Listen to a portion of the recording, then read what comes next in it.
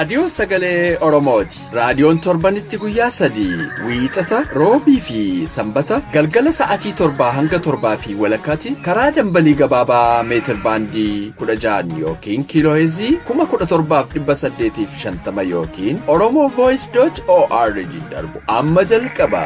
Kun raadiyoo sagalee Oromooti.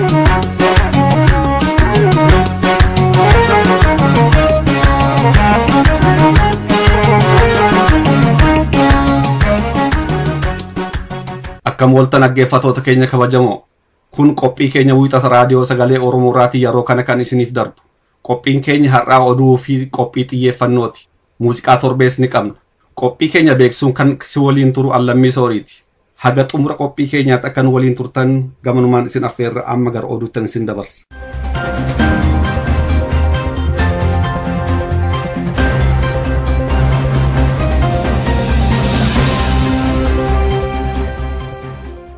Akka mul'atan oduu saati kanaaf qabnu sin dhageessisaa Naabasaa Waaqjiraati. Uummanni Oromoo karaa sirna jaarmiyaa aadaa qabuun illee bilisummaa isaatiif falmachaa akka jiru ibsame. Sirna jaarmiyaa aadaa Oromoo irratti qorannoo kan gaggeessan Dr. Magarsaa Tolasaa foramii OSG Awustiraaliyaan qopheesse irratti akka ibsanitti uummanni Oromoo siyaasaa qofaadhaan qabsoo gaggeessaa hin jiru. Akka Dr. Magarsaan ibsanitti waggoottan 27 darban akka yaaliitti kan itti dhimma ba'aa turame keessaa tokko shanee kan jedhamu ijaarsa siyaasaati. Dursaan tokko shanee kun eenyudha gaafannu, eenyu fila gaafannu mootummaatu fila. Eenyu maal hojjetu gaafa jennu gaazexaan kan OPDO'n qaban hin jira, hin ba'a. Gaazexaan gaafa dhufu eenyudha dhaqaa abbaa dursaa tokko shanee sana bira dhaqa. Namni kun walitti qabee namoota walitti qabee taa'etu waa gaazexaa sana dubbisee hubatee dhiisee inni waan biraadha. Garuu waan achirra jiru dubbisaaf jedhama. Isaaniif dubbisaa karaa kanaan poolisii mootummaa akka mootummaan uummanni waa'ee mootummaa sanaa amanii mootummaa sanaa irratti rilaayee akka godhuu fi waan isaan godhanidha. Inni tokko shanii kanadha. Maqaadhaaf ijaarsi kun ijaarsa hawaas dinagdee jabeessuwaa jedhamu malee mootummaan Itoophiyaa tooftaadhaan siyaasaa fi to'annaadhaaf itti gargaaramaa kan ture ta'uu Dr. Magarsaan ibseera. Egaa akkamitti ilaalama kuni akkamitti mootummaan federaal leevelii federaalaa irraa ka'ee hamma nama tokkotti gadi bu'ee namoota maal akka isaan hojjetan ba'uuf galuun isaanii maal akka ta'e akkam akka hordofaa jiru kan namatti agarsiisudha. Egaa maanni gaafiin wal bukkee qabee gaafan. Egaa kun kan mootummaan ijaaree jira. Mootummaan kana kanaaf ni ijaaree jira. Oromoon isin immoo kana qabdu, aadaadhaan kana qabdu, ijaarsa kana qabdu. Duruma indigenous institution jedheen waameessa. Indigenous institution kun jira, government institution jira. Isa kamtu isin gargaar, isa kamtu caalaa maaliif lachuun mootiiviin isaa waa'ee dinagdeeti. Kamtu isiniif wayya kan jedhu. Wanti nama dhibu almost all jechuu dandeenya kan mootummaa akka isaan hin feenedha. Maaliif gaafadhanii kan mootummaa dirqamnee dhannaa jiru. Inni suni waan hubachuu qabnu totally fedhiidhaan godhu namoonni. Wal gargaaruun fedhiidhaanii, ijaaramuun fedhiidhaanii, wajjin ba'an wajjin galuun naannoodhaan walitti dhufanii waa mari'achuun fedhiidhaanidha. Inni kan mootummaa kuni tokko fedhiin keessa jiru dirqamaanidha. Ba'uu qabdu yoo ba'uu baattan sanan argattan xaawwan argattan maalin gootan waan jirudha. Deemee immoo warri kanan goone immoo ilaalcha addaa qabdu. Ilaalcha addaa sana gaa inni common language biyya sanatti ilaalcha addaa jedhama yoo waan tokko ilaalcha sanarraa ta'uu baate ilaalcha addaa kan normaal ilaalcha addaa jajjabeeffamuu qaba. Ilaalcha addaan jiru taana ilaalchi tokko gadi hin qabu silumaa. Ilaalcha adda yoo ta'e gaarii ture ilaalcha addaan isaan jedhan egaa dhaabaa adda bilisummaa Oromootti hidhuu yookaan mormituu biyya sana keessatti hidhuu waan akkasii of keessaa qaba. Egaa namoonni maal jedhu nuyi isa kan mootummaa ijaarsa tokko shaniin kuni waan tokko nu fayyadnes nu barbaachisus jedhu. Bulchiinsa gandaa bulchiinsa aanaas gaafadheen ture isaan kan jedhu uummanni nu dideeraa jedhu. Nu dideeraa totaalii nu dideeraa yeroo nu waamamu nufu. Kan isaan fedhanii wajjin akka barbaadanitti ba'anii galuu sana barbaadu jedhu. Uummanni Oromoo garuu sirna mootummaa kana lagachuun qabsoo bilisummaa isaatiif taasisu jabeesseetti fufee jira. Kanaaf theoretical framework in anittiin adeeme compare contrast gochuu fi local institution kun akkamitti dinagdee naannoo sana irratti jijjiirama fidaa akkamitti immoo culture naannoo sana uummanni culture wajjin hojjechuu aadaa wajjin hojjechuu kamtu gabbisaaf jedhu isa indigenous institution irratti namni akka inclined ta'e totally isarratti of gatee isarratti akka jiraatu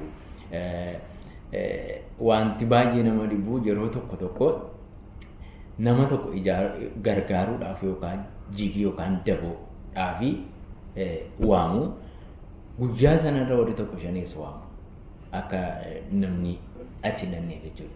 Wanti nama dhibu namni tokko gara sana deemu kan isa fedhiidhaan ilaalaa isa dirqamaan dhiisanii isa fedhii guyyaama tokko ta'eyyuu isa filatanii deemu. Namni riskii fudhachuudhaaf akkam ready akka ta'e wanta namatti agarsiisudha. Kanaaf haala aadaadhaan namni walitti dhufee fedhii malee maal nama agarsiisa kun karaa biraa namni tokko kallattii namatti agarsiisu asiin deemi namaan jechuudha. Namni karaa barbaade yoo deeme freedomiidhaanii yookaan bilisummaadhaan namni tokko wanta gochuu barbaadu tokko yoo godhe hammam productive hammam jijjiirama fiduu akka danda'u kan namatti agarsiisudha. Inni biraanii politically waa tokko influence gochuun dhiibbaa rakkoo biraa rakkoo gadhee akka fidudha.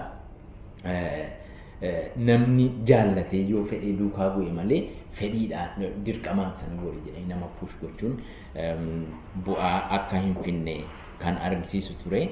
Mootummaan Itoophiyaa sirna aadaa hawaasummaaf dinagdee Oromoo durii diigee bifa haaraan ijaaruudhaaf yaaliin gochaa tureera. Uummanni Oromoo falmaa siyaasaatiif of kennee qabsoo gaggeessaa jiraachuunsaas ifaadha. Aadaa Oromoo gaggaarii fi eegumsa naannoo jabeessuunis Oromiyaa gaarii addunyaa keessatti jiraachisuu keessatti gahee isaanii ga'ummaan akka bahatan ogeessi kun dhaamaniiru. Nagaa Oromoo deebisuuf qabsoo nagaa buusu gaggeessuun barbaachisaa akka ta'e abbootiin gadaa Oromoo ibsan. Abbootiin gadaa bara kana sirna baallii walharkaa fuudhuu irratti hirmaatan akka ibsanitti nagaa Oromoo gadi dhaabuuf hojiilee barbaachisan hojjechuun barbaachisaadha. Abbaan gadaa Bayyanaa Sanbatoo akka dubbatanitti bakka hundatti ilmaan Oromoo wal gargaaranii nagaa Oromoof bilisummaa Oromoo dhugoomsuuf hojii barbaachisu hojjechuun barbaachisaadha. Ijoollee tana deeggaruu isaanirra hirmaatan siyaasa abbaan gadaa siyaasa tokko dhoobu siyaasa ofii qabaa yaa ta'u malee ijoolleen tun hin gadda itti dhufte kana deeggaruun nurra jira waan isaan hojjan abuura galchuu fi isaan nurra jira. Akka abbaan gadaa Bayyanaa jedhanitti aadaa nagaa kan deebisu keessaa tokko dhugaa Oromoon itti bulu sana deebisanii jabeessuudha.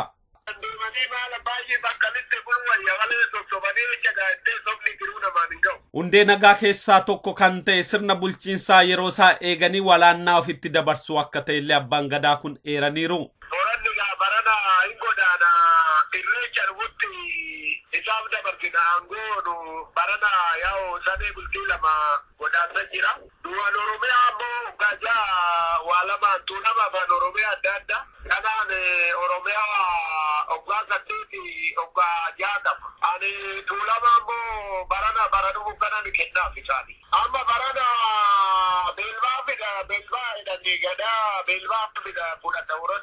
Yeroo hedduu nagaa dhabuun miidhamaa kan turee fi kan jiru Oromoo waan ta'eef Oromoonni marti nagaa Oromoo utubuu fi jabeessuuf hojjechuu qaban. Irra addaan baafatanii tokkummaa ofii wal gargaaruu, beekaa ofii keessaa baasuu, wallaalaa ofii gorsuu, karaan kanaa moteedhanii ijoollee ofii gorsuu, ijoollee abbaa gorsaa, dargaggeessi humna ho'aa qabaa, dargaggeessi humna ho'aa qabu kan ammoo sirriitti gorsanii akkuma abboonni keenya dur nu hojjetetti karaan kana jedhanii karaa itti agarsiisanii miidhaa ammoo irra ga'usan irree mootummaadhaan lukkii mootii adeemanii kana sirriitti abbootii gadaatii fi manguddoota akka dhagaan godhuun dirqama abbootii gadaa kana sirriitti akka dhaabdanuu dabarsan. Akka abbootiin gadaa kun dhaamanitti nagaa Oromoo deebisanii mirkaneessuuf qabsoon nagaa buusuuf bakka hundatti finiinetti fufuu qaba. Oduun sa'aatii kanaaf qabnu kanuma qophii fi waliin nagaan nu tura.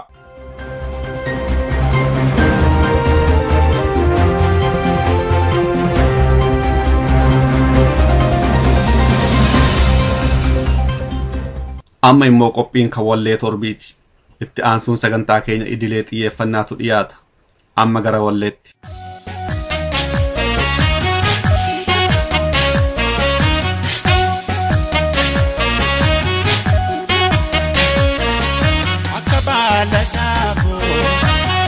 ganna nyaatu akka jaalalaafoo bukeetti wal baatu akka baala saafoo bukee ganna nyaatu akka jaalalaafoo bukeetti wal baatu.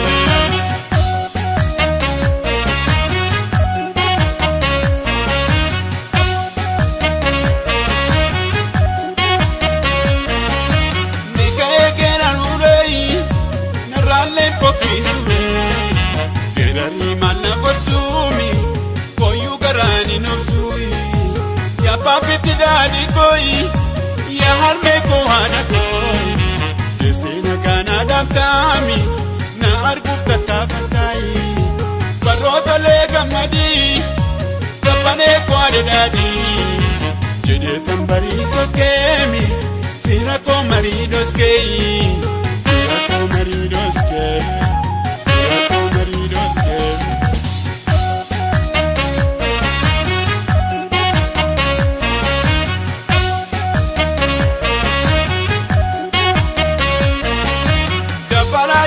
Gamai inni kan namatai inni kan rejetami rufera mujaketi inni kan nergatai inni kan nifatami bari bari arme koi forma jawetu yai barawak na mafiyemi ormi maf na matiyai ya arme koya metei yede tudi katete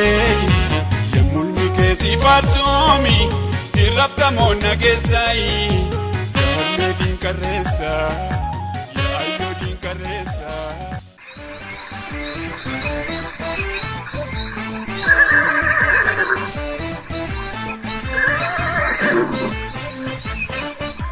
Kopi xiyyeeffannaa.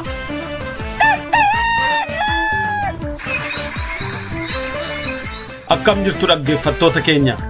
Qophii keenya xiyyeeffannaa keessatti waan dhimma Oromoo ilaallatu kan uummata Oromoo guddisee hubachuun irra jiraatu irratti xiyyeeffannee torbaanitti daqiiqaa 20 isin waliin turra. Qopheessaan qophii kanaa an Dhaabasaa Waaqjiraati.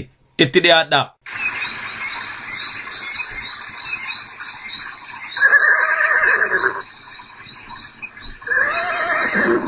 Seenaa qabsoo bilisummaa Oromoo duubatti deebinee yoo ilaalle qabsoon bilisummaa Oromoo sadarkaa amma irra ga'e kana ga'uudhaaf wareega adda addaa baasuun hin oolle. Wareegni kun yeroo fi bakka adda addaatti garaagarummaa qabaatan malee qabsoo kana itichanii sadarkaa amma irra ga'e kanaan ga'uudhaaf qooda mataa isaanii qabu. Gootonni ilmaan Oromoo cunqurfamuu fi miidhamuun ilmaan Oromoo isaanitti dhaga'ame dursanii dammaquudhaan lubbuu isaanii tokkittii kennanii wareega ulfaataa baasanii kanaan ga'aniiru. Har'a injifannoo qabsoon Oromoo galmeessee fi galmeessaa jiru yeroo ilaallu injifannoo kanaan duuba wareegamoota ulfaatoo jiran hubachuun barbaachisaadha. Qophii keenya irraa keessatti seenaa goota tokkoo isiniif qabannee dhiyaanne. Gooti kun qabsoo bilisummaa Oromoo keessatti wareegama guddaa baasuudhaan akka qabsoon kun jabaatee dhaloonni gabrummaaf cunqursaa keessaa ba'anii mataa ol qabatanii adeemaniif nama qooda guddaa gumaache. Seenaan goota kanaa sagantaa gabaabaa kana keessatti dhiyaate kan dhumu miti.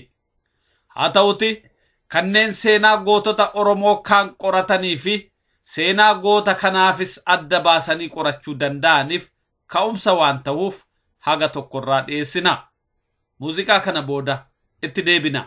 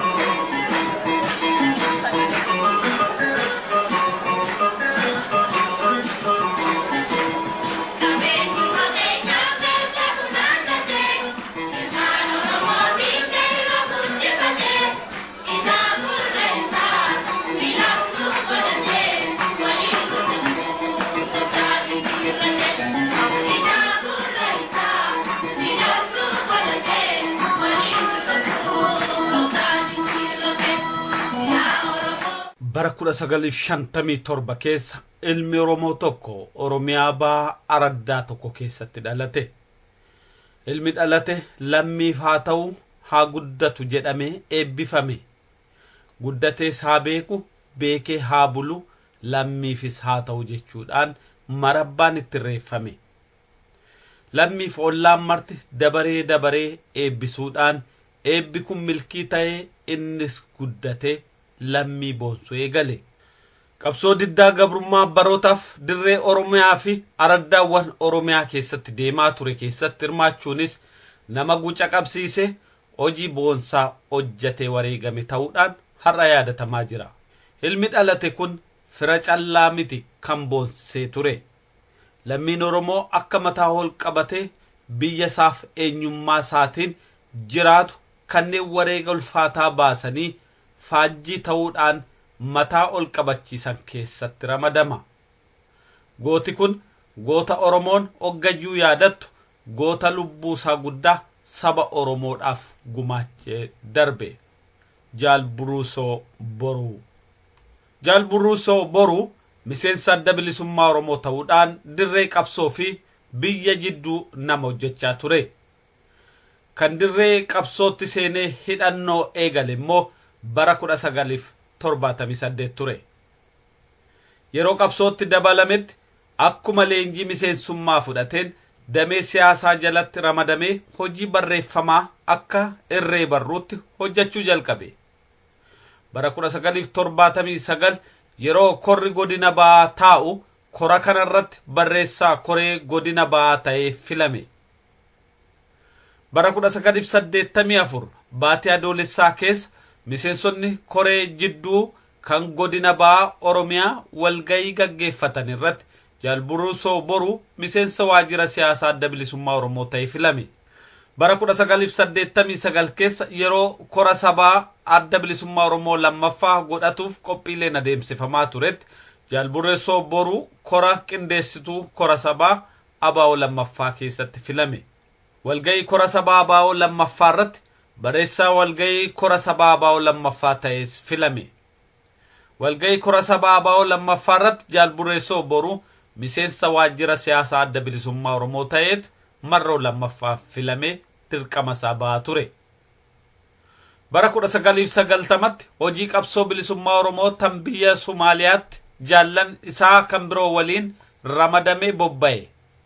Yeroo dirqama fudhatee biyya Somaaliyaa ga'e hojii dippiloomaasii madditti hojii jaalli hojjate keessaa gurguddoon dhiyeessii humna dirree ba'aa yeroo gabaabduu keessatti furuu isaatiin kan yoomiyyuu seenaa yaadatudha. Haga biyya Somaaliyaa turetti humna adda bilisummaa Oromoo kan yeroo sanitti biyya Somaaliyaa ture karaa taliiga bulchiinsaa leenjisuu, hidhachiisuu fi bobbaasaa qindeessuu irratti qoonni jaalli kun gumaachaa ture haalaan boonsaadha ture. Jaal Buruusoo Boruu bara 1991 keessa yeroo mootummaan Ziyaad Barree aangoorraa fonqolu humnaaf deeggartoota adda bilisummaa Oromoo kan Somaaliyaa turanii fi ilmaan Oromoodhaa dandamachiisuuf deeggartootaaf miseensota ifiloo kan yeroo sanatti adda bilisummaa Oromoo waliin haala lolaa hamaa keessa turan wal dhabbii sanaaf osoo bakka hin kennin Oromummaa dursuudhaan isaanis jechuunis ifiloo dabalee akka karaan tolfamuu fi balaa lolaa biyya Somaaliyaatti isaan mudate keessaa akka ba'an taasisuuf murtiin inni fudhate sadarkaa bilchina hoogganummaasaa tan agarsiiftu turte. Jaal Buruusoon bara 1991 baatii caamsaa keessa yeroo biyya Somaaliyaa irratti dirree seenan walgayii kora jidduu adda bilisummaa Oromoo tan godina ba'aarraa qooda fudhate. Walgayii booda mootummaan dargii kufaatiif jeeqamuu jalqabe.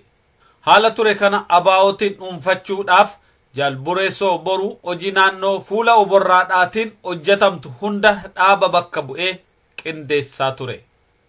Jaal Buruusoo Boruu bara 1991 hanga 92tti ABO mootummaa ce'umsaa keessa hamma ba'utti waajjiroota adda bilisummaa Oromoo kan godina ba'aa turaniif gaafatamaa qabaachuu, marii ABO fi TPLF EPRDF jidduutti deemuu turte hunda ABO bakka bu'ee gaggeessaa ture. yeroo sanatti karaa ajajoota humna TPLF EPRDF'n shira waliigaltee yeroo san diiguu fi mata jabeenyaa fi mormii goggogduu isaan oofan hunda gootummaan dura dhaabbatee falmaadhaa waan tureef bara 1992 baatii waxabajjii keessa Jalbureessoo boruu humna TPLF EPRDF waliin haasofna jechuudhaan waajjira baa'oo kan magaalaa Adaree biyyootti marsitee ajjeesuudhaaf saganteeffattee turte. Iccitiin tunis waan jalaa dhaga'amteef osoo ittiin milkaa'in Jalbureessoon humna waardiyyaasaa waliin gara magaalaa Malkaaraafuu yookaan Kombolchaatti jalaa miliqee osoo hin turiin dirreetti deebi'e. Jalbureessoon bara 1993 hayyudureen abaa'oo yeroo sanii Jaalgalaasaa Dilboo gara biyya alaa yeroo ba'u bakka isaa bu'ee gaafatama hojii waliigalaa adda bilisummaa Oromoo tan godina ba'aa ta'ee hojjetaa ture. Bara 1993 hanga bara 1995tti dura taa'aa koree taliiga yeroo tan qabsoo hidhannoo godina ba'aa hamma kibbaatti gaafatama qabdu hoogganaa osoo jiru gaafa 10/5 bara 1995tti lolli mooraa inni keessa jirutti ta'ee Jalbureessoon murtii fudhatee boombii lamaan of wareeguudhaan qabsaa'otaaf ilmaan Oromoo isa booda hafan hundatti kabajaa godhe.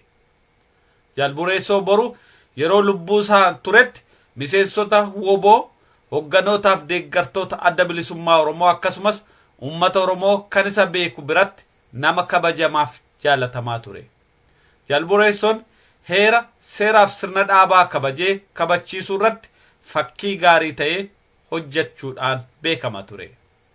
Jalbureessoon miseensota woboo godina ba'aa biratti akka hoogganaa qofaatti ilaalamaa osoo hin taane akka barsiisaa, akka abbaa fi akka obboleeyyanii jaala ilaalamaa ture. Walumaa galatti yeroo deemu dhaabbatuuf taa'u hunda waanuma furmaataaf dambooba qabsoo bilisummaa Oromooti dubbachaa kan ture. Rakkinoota qabsoo bilisummaa Oromoo kan godina ba'aa Oromiyaatti dhufanii dabran hunda mala dhawee furmaata itti kennuuf guyyaa tokkollee osoo hin boqatiin hoggana bilisummaa uummata isaaf wareegameedha. Goonni ni kufa, qabsoon itti fufa. Injifannoo uummata Oromoof.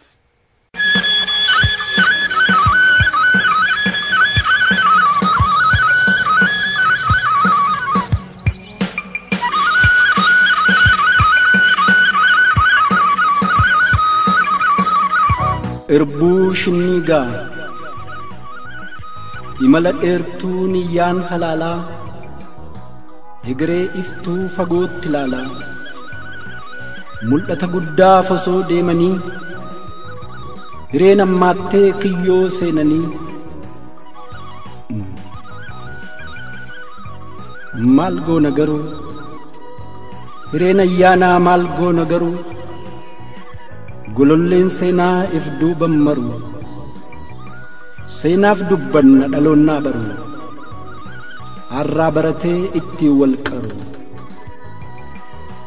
jilli goototaa qarayyoon sabaa dhimmi deemaniif kan akkaan jabaa shinnii garratti rakkoon mudattee shiftaa harka seenuun bobbaan gufatte gareen shiftootaa warri kafeetee eenyummaa jilaa laayyoo maseete amantiin qooddee kan feete jeesuuf wal ganan jettee seenicha meessuuf kamtu islaama kam kiristaanni diddarra saasa keessan irbaanni lamatti riiraa adda wal baasaa jetteetti baacce qubatti raasaa nuti amantiidhaan gargar hin baanu nuti Oromoodha doonuu jiraannu jedhanii didan jillar kallaannu sodaa du'aatiif kadhaawwawwaanne murtii gootummaa maayyii fudhatan hadhaa du'aatis waliin unatan muratoo sabaa asafee hin qabne guyyaa shinniigaa akkasiin dhabne timjii amantii wal gidduu dhiqee dhiigni oromummaa walitti niqee walitti titee waliin dikaawee seenaa biqilchee gurmuu tokkummaa keenyaa itichi. Utubaa lafee dhibaayyuu dhiigaa siidaa tokkummaa irbuu shinniigaa dubbii eenyummaa dhaala dhalootaa arjooma lubbuu galfata gootaa abjuu tarsiimoo waadaan dulloomne haalaaf yeroo irratti kan hin hundoofne irbuun shinniigaa jinfuu qarrisaa gurmuu sabummaa tiksuu galmisaa falmaa biyya abbaa cimsuu galmisaa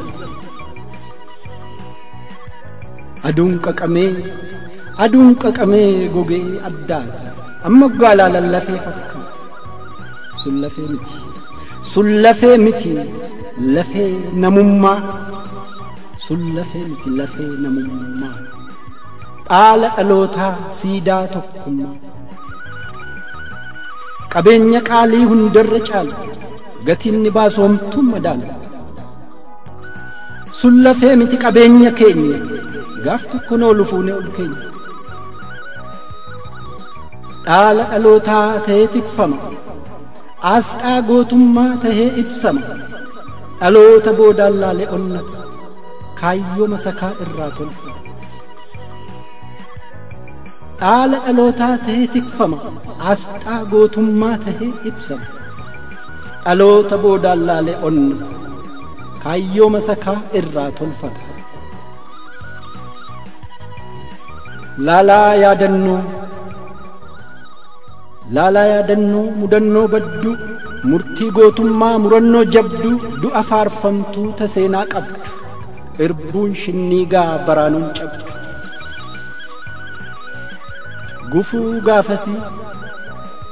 gufuu gaafasii dhallaa duubasaa iccitii dubbii callaaf huubasaa amman siccaanu haa taa'u boru guyyaa mijatteef dhaloonnaa qoru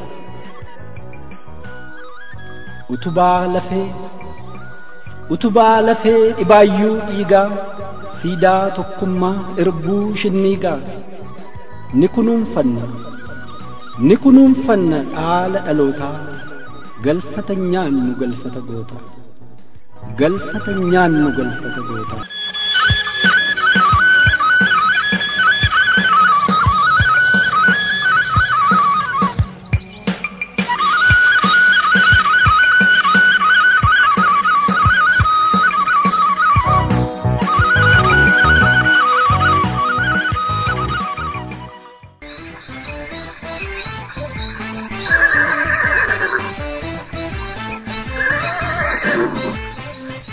haga yoonaatti caqasaa akka turtan raadiyoo sagalee Oromoo dambalii gabaabarraa isiniif darbaa ture.